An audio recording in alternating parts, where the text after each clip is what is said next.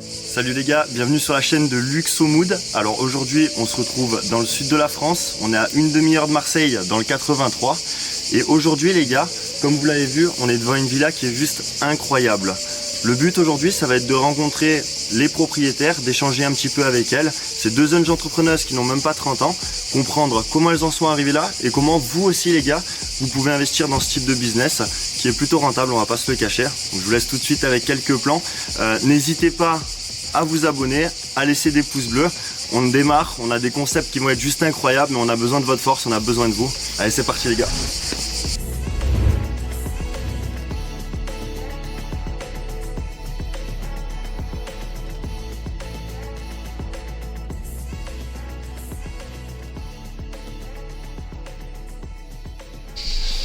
Du coup, merci à Coralie et Audrey de nous accueillir ici. Alors, première petite question déjà, est-ce que vous pouvez vous présenter tout simplement? Ouais. Donc, moi je m'appelle Coralie, j'ai 27 ans et du coup je suis sophrologue et propriétaire des Sources de Tacita, notre maison de bien-être à Saint-Zacharie.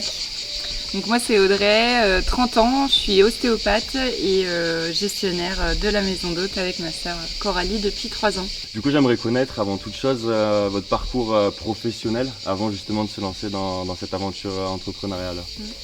Alors moi j'ai fait des études de marketing, donc j'ai un master en management de la communication et du marketing et après je me suis formée à la sophrologie plus tard. Quand on a eu l'idée du projet pour pouvoir avoir ma casquette de thérapeute aussi. Donc voilà, j'ai une base très commerciale, mais je suis aussi allée me former dans le soin. Du coup, si vous pouvez un petit peu décrire votre bien, les particularités, ce qui fait vraiment qu'il va se différencier et être atypique des autres biens qu'on peut voir en général sur de la location à courte durée. Je pense qu'on a de gros atouts au niveau de nos équipements. On est dans une région où le climat nous permet d'être beaucoup dehors. Et nous, on a un très beau terrain avec un terrain de tennis, le terrain de pétanque, la piscine, on a plusieurs espaces. Donc voilà, on a déjà une belle maison donc avec des grands espaces, on peut accueillir pas mal de monde. Donc pour tout ce qui va être séjours familiaux ou voilà, des familles qui se seraient un petit peu écartées les uns des autres pour pouvoir se rassembler. C'est vraiment un lieu de rassemblement en fait, c'est un lieu qui est assez chaleureux, déjà de par les colonnes, du style de la maison, c'est vrai qu'on se sent bien, souvent c'est ce qu'on nous dit, qu'on se sent bien chez nous, que voilà, c'est assez accueillant, donc je pense que ouais, c'est le mot quoi, c'est un lieu vraiment chaleureux, convivial, pour le partage. Voilà. Et on essaye nous de transmettre aussi ça parce que c'était vraiment le but de pouvoir créer un espace où les gens viendraient donc se réunir, partager voilà, des moments, que ce soit des événements, ou même juste se réunir. Le comme ça, simple une fois à l'année. plaisir d'être ensemble. Parce que oui, les chambres, elles sont équipées comme dans la plupart des hôtels. Elles ont leur salle de bain privative, des lits king size. Mais ce qui fait la différence, c'est justement le cadre, la région. Quand même, on est au cœur de la Sainte-Baume, donc il y a des beaux sentiers de rando. Il y a pas mal de choses à découvrir ici. Et puis on est assez proche des plages finalement, 25 minutes des premières plages. Donc, ça aussi, c'est des points positifs de la situation de la maison. Pour la suite, j'aimerais juste savoir comment vous avez trouvé et sélectionné justement le bien, les démarches, si vous avez regardé beaucoup de biens avant. Je pense qu'on a visité plus d'une trentaine de biens avant de trouver la maison. Et finalement, c'est toujours difficile de trouver un bien qui plaise personnellement. Nous, on était deux et puis on a quand même bien assisté de nos parents, donc il fallait que ça nous plaise à tous les quatre. Nous, on est arrivé avec un cahier des charges bien précis parce que voilà, il fallait qu'on ait les espaces pour faire nos 5 chambres, avec les salles de bain, avec tout ça. Et quand on a visité cette maison, alors tout n'était pas comme ça, on a fait pas mal de travaux, mais il y avait les espaces pour le faire. Donc en fait, pour se projeter, c'était très facile finalement. Ouais. Au niveau investissement, une villa de cette envergure-là, ça représente quel montant en termes d'investissement? C'est difficile à calculer parce que les vieilles bâtisses, finalement, on sait ce qu'on s'engage à quand on achète le bien. Ce qui fait descendre le prix, c'est que tous les travaux ne sont pas forcément faits. Nous, déjà, pour commencer, il a fallu remettre tout aux normes, les fosses sceptiques. Quand on reçoit du public, il faut passer en microstation. Donc ça, c'est des gros frais déjà aussi de travaux. Alors à l'achat, la maison, on arrive à en tirer, on va dire, plutôt un beau prix pour un bien de cette ampleur. Par contre, on monte vite à des budgets proches du million, une fois que tous les travaux sont faits.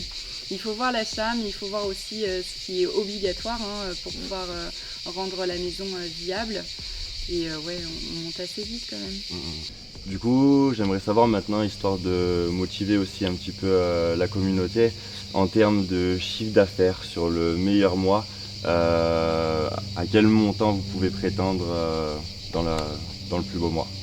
Alors sur le plus beau mois, sur la plus belle année qu'on a fait, je pense qu'on peut parler d'un chiffre d'affaires qui est proche de 45 000 euros, vraiment l'été. Quand on mêle événementiel et location saisonnière, on peut approcher ces montants-là. Ok, 45 000 euros sur un mois? Ouais. Ok. Du coup, j'aimerais savoir aussi, pour quelqu'un qui souhaiterait se lancer comme vous, à quelle démarche administrative et juridique vous avez été confronté pour la création d'une société comme celle-ci? Alors c'est difficile, ça c'est un domaine bien particulier et ça aussi il faut bien connaître. Donc on disait tout à l'heure, la seule partie qu'on a déléguée c'est le jardin, mais pas que. Non, c'est vrai qu'on a fait appel à des conseillers. En ayant des parents entrepreneurs aussi, c'est vrai qu'on a eu la chance de pouvoir bénéficier de leur réseau. Mais il faut savoir connaître les meilleurs montages. Donc nous, on a été bien épaulés, que ce soit par les notaires au moment de l'achat du bien, les avocats, des comptables aussi. Il a fallu constituer une SCI pour l'achat du bien vraiment immobilier. Et puis après, pour l'exploitation, on a plutôt fait une SAS justement pour essayer de globaliser toutes les activités qu'on proposait, que ce soit l'hébergement, l'événementiel, pour la facturation. Il y a plein de choses très administratives qui, avant d'avoir été mises devant le fait accompli, finalement on connaît pas Bien sûr. Dans l'idée, si vous avez un conseil vraiment pour quelqu'un qui souhaiterait entreprendre dans un secteur d'activité similaire au vôtre, vous avez vraiment un conseil pour vous qui est... Moi je dirais qu'il faut oser, mais il faut surtout persévérer. Ça, il faut pas lâcher, c'est pas tous les jours tout rose, mais il faut aller jusqu'au bout. Et moi je dirais qu'il faut bien s'entourer. Voilà, il faut jamais se lancer seul dans cette aventure-là. On ne peut pas réussir. Il n'y a personne, je ne connais pas de grande réussite de personnes qui peuvent monter ça seul, cavalier seul.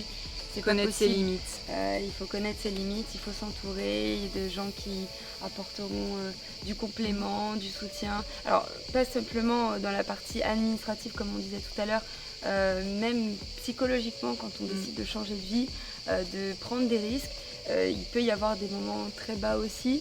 Et il faut avoir ces personnes sur lesquelles se reposer. Entreprendre, c'est pas s'isoler. Et ça, oui, faut faire attention. Il faut vraiment viser le collectif, quoi. Dans les grosses structures. Du solidaire, aussi parfois du bénévolat. Enfin voilà, on donne beaucoup de son temps dans un premier temps. Mais c'est vrai que c'est derrière, c'est pour aussi se créer un réseau, c'est hyper important. Il ne faut pas penser que ça sera plus valorisé si on est seul. C'est vraiment une erreur. Faut s'accompagner, il faut s'entourer et être bien accompagné. Voilà. Des bonnes personnes. Du coup, au niveau de la typologie de personnes qui vont fréquenter votre établissement, c'était une typologie un petit peu ciblée ou particulière pour le coup? Oui, alors si on devait donner un profil, on est plus sur une catégorie socio-professionnelle, cadre supérieur. Après, on a beaucoup de femmes aussi parce que ça c'est le côté bien-être. Donc malheureusement, parce que c'est ouvert aussi aux hommes, mais on est encore sur un public très féminin. Donc finalement, sur toute la partie bien-être, on va être sur un public très féminin, donc des femmes de notre génération et après, pas plus jeunes. Et après, par contre, pour la location, sur l'événementiel, on va être sur un public un peu plus jeune, je dirais une trentaine d'années. Et puis là, il n'y a pas de... hommes comme femmes, enfin, je veux dire, c'est plutôt voilà, Pour la partie événementielle, oui. cadre sup. Et pour la partie touristique, là pour le coup, on est sur de l'étranger, donc on va avoir les pays un peu autour, beaucoup de Belges, de Suisses, d'Italiens. Anglais, c'est arrivé anglais, aussi. tous les gens qui sont un peu fans de la French Avec une Riviera fourchette de la Côte d'Azur, voilà. Avec une fourchette d'âge un peu plus avancée. Ouais. Ok. Souvent des familles, donc oui, il y a des enfants, mais les personnes qui réservent bien la cinquantaine, 50, 60. Ouais, on est déjà sur ce... Justement, est-ce que vous avez une anecdote positive ou négative qu'il y a eu avec des clients qui vous a marqué pour le coup? Oui, il y en a une. C'était terrible parce qu'on venait d'ouvrir. Je pense que je sais. On en sourit, mais voilà. En fait, voilà, on est dans un cadre très naturel. On est au milieu d'une forêt et puis on a eu un groupe de personnes qui pourtant étaient de la région, donc qui sont sensibilisées aux feux de forêt, etc. Qui nous ont fait un feu d'artifice, mais un vrai feu d'artifice sur le terrain de tennis. Donc c'était magnifique. C'était pour inaugurer la maison. Très très beau, mais on a eu très peur. Je bien pense sûr. que là, vraiment, on commence à... on réalise pas sur le temps, ça Parce que dure ça bien fait une du minute. bruit finalement. Le feu d'artifice, ça reste pas que dans l'enceinte du complexe, c'est que tout le voisinage est alarmé. Le lendemain matin, la gendarmerie, le commissariat qui... C'était le 14 juillet, c'était en plein mois de décembre, donc heureusement c'était l'hiver, on n'était pas non plus... Et pour la petite anecdote, c'était vraiment le premier événement qu'on organisait, donc c'était Ils ont baptisé l'ouverture de la maison. quoi. C'est pour ça qu'aujourd'hui on se dit que c'était l'inauguration finalement, Mais un point positif, enfin on en retient forcément une leçon, enfin quelque chose qui nous a fait avancer, c'est que on l'a mentionné dans le règlement intérieur. Quand on Oui, ouvre sûr. une activité comme ça, le règlement intérieur, bon, on pense pas à mettre pas de feu d'artifice parce que forcément on part du principe que les gens ont du bon sens, mais ils peuvent avoir plein de bonnes idées quand on a un lieu qui se prête bien à la fête, etc. Voilà, ça peut donner des idées, donc sur le règlement intérieur, dans la forêt, on s'en rappellera. Ça a marqué. ça a bien baptisé la maison. Après, des beaux événements, oui, il y en a quand même assez souvent. Le fait de voir des familles qui ne se sont pas vues depuis des années se réunir et que ça soit chez nous, bah oui, ça fait vraiment plaisir. Les familles ont évolué, il y a des petits-enfants alors que la dernière fois qu'ils s'étaient vus, c'était à la sortie des études. Donc de les voir se retrouver, ça en général, c'est vraiment des beaux moments. Du coup, on terminera là-dessus, mais j'aimerais juste connaître vos projets pour l'avenir. Alors déjà, concernant la villa, est-ce que vous avez des trucs en tête pour continuer à l'améliorer? Est-ce que vous pensez diversifier votre offre, que ce soit en France ou à l'international?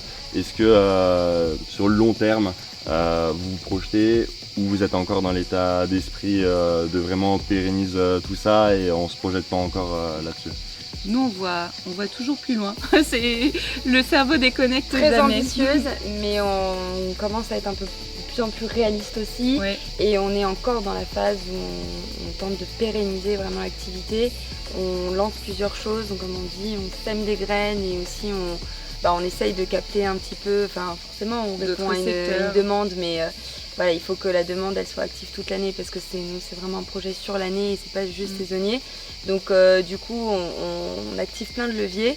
Maintenant on commence à voir petit à petit les retours, voir ce qui fonctionne pas du tout, ce qui fonctionne. Donc il faut laisser tomber et ce qu'il faut justement développer davantage.